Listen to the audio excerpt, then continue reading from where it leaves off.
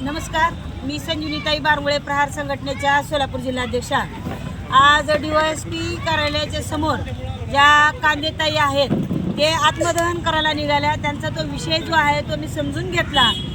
खरं तर लाजिरवाणी गोष्ट आहे, या कांदेताईंचं पूर्ण निवेदन मी वाचलं आणि त्याच्यामध्ये दिसून आलं की ग्रामपंचायत जी बोरगावची खुर्द बोरगाव आहे त्या ग्रामपंचायतचा घोटाळा यांचे मालक काढत होते। त्याच्यामध्ये घरकुल घोटाळा असेल, समाज मंदिराची बिल्डिंग असेल, जे ग्रामपंचायत जी बॉडी आहे ती कशा पद्धतीने भ्रष्टाचार करते, हा सगळा भ्रष्टाचार यांच्या मिस्टरांनी काढला आणि तो गेल्या 2022 पासून लढत आहे। आणि तो राग मनामध्ये धरून तो भ्रष्टाचार तू का काढतो आणि ह्या सगळ्या भ्रष्टाचाराचा राग मनात धरून त्यांनी कांदेंवरती, यांच्या मालकांवरती ॲट्रॉसिटीचा गुन्हा दाखल केला। कसल्याही पद्धतीची शहानिशा केलेली नाही। तो व्यक्ती तिथं आहे का, अवेलेबल आहे का, आणि ॲट्रॉसिटी दाखल करत असताना त्यांचे जे साक्षीदार आहेत ते पूर्ण ग्रामपंचायतीचे सदस्य आहेत आणि यांनी संगनमतानं यांच्यावर ॲट्रॉसिटीचा गुन्हा दाखल केला।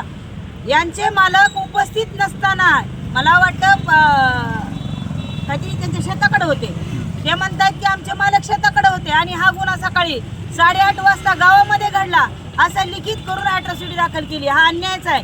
जर जिथे अन्याय होत असेल तिथे एखादी व्यक्ती अन्यायाविरुद्ध लढत असेल, गावातला भ्रष्टाचार बाहेर काढत असेल आणि भ्रष्टाचार बाहेर का काढतो म्हणून त्यांच्यावर ॲट्रॉसिटी सारखा गुन्हा गंभीर दाखल होत असेल तर त्यांची चूक काय आहे? ते म्हणतायत की ज्या माझ्या नवऱ्यावरती जो ॲट्रॉसिटी सारखा गुन्हा दाखल केलाय त्यावेळी ज्या व्यक्तीने माझ्या नवऱ्यावर गुन्हा दाखल केलाय त्याचं जी कॉल रेकॉर्ड आहे, कॉल लोकेशन आहे, CDR आहे तो द्यावा। 1 महिन्यापूर्वी पोलीस प्रशासनाला निवेदन दिलेलं आहे, मग पोलीस प्रशासन का देत नाही?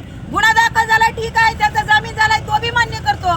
आणि जर गुन्हा दाखल होऊन खोटा गुन्हा दाखल करायचा आणि त्याचं लोकेशन आम्ही जर मागत असेल आणि तो आम्हाला मिळत नसेल आणि या महिलेला तिच्या नवऱ्याला गुन्हा दाखल झालाय म्हणून आत्मदानापर्यंत DYSP ऑफिसपर्यंत यावं लागत असेल तर ही लाजिरवाणी गोष्ट आहे। तात्काळ माझी पोलीस प्रशासनाला विनंती आहे, आम्ही म्हणत नाही तुम्ही खोटा गुन्हा दाखल केला, पण ज्या नराधमानी ग्रामपंचायतचा घोटाळा बाहेर काढायला लागलो म्हणून त्या व्यक्तीवर अन्याय अत्याचार करून खोटा गुन्ह्यामध्ये त्यांना अडकवलंय।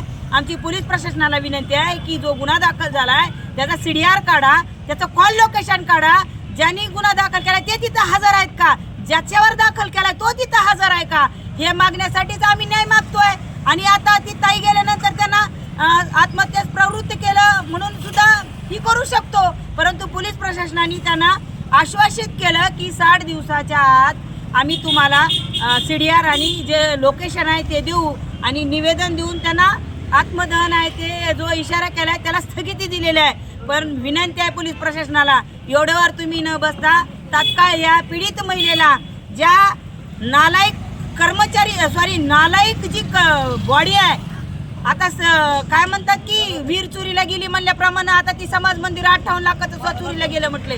पण ह्याच्याकडे आता माझ्याकडे हा विषय आलेला आहे, बोरगाव खुर्दमध्ये जो बी काय भ्रष्टाचार आतापर्यंत झालेला आहे यामध्ये प्रहार संघटना गप्प बसणार नाही। कांद्याच्या मागं त्यांच्या खांद्याला खांदा लावून तो भ्रष्टाचार बाहेर काढायला स्वतः प्रहार संघटना खंबीर आहे आणि तात्काळ त्यांचं कॉल रेकॉर्ड आणि CDR आणि लोकेशन द्यावं ही कळवळीची विनंती करते। जय हिंद, जय महाराष्ट्र। ताई, यामध्ये काय राजकारण वगैरे वाटतंय का? हे पहा, राजकारण तर कसं आहे माहिती का, प्रत्येक गावागावामध्ये तर राजकारण असतं, पण मी त्यांना ते बी विचारलं, राजकारणी आता हे नाव घेऊ शकत नाहीत, कोणाचं नाव घेणार? एक तू कुठल्या राजकारणी माणूस तो नाहीये, एक साधा सरळ सामाजिक कार्यकर्ता आहे। राजकारणी असता तर त्यानं म्हणजे म्हणतात की, आणि ज्या लोकांना पाठीशी घाला लागलेत, ज्या लोकांनी भ्रष्टाचार केलाय त्याच्या मागं मात्र राजकारणाचा हात आहे निश्चित दिसून येतोय। या माणसाला बाकीच्या राजकारणाशी देणं घेणं नाही म्हणून तो राजकारण विरहित असणाऱ्या व्यक्तीच्या मागं पाठिंबा नाही, पण जी बॉडीनं एवढा मलिदा खाल्लेला आहे आतापर्यंत 5 वर्ष, घरकुल घोटाळा असेल, गायरान असेल, समाज मंदिराची बिल्डिंग असेल, इतर काही भ्रष्टाचार काढलेत ना, त्याच्या मागं मात्र राजकीय वरदास्त चांगला आहे दिसून आलंय मला।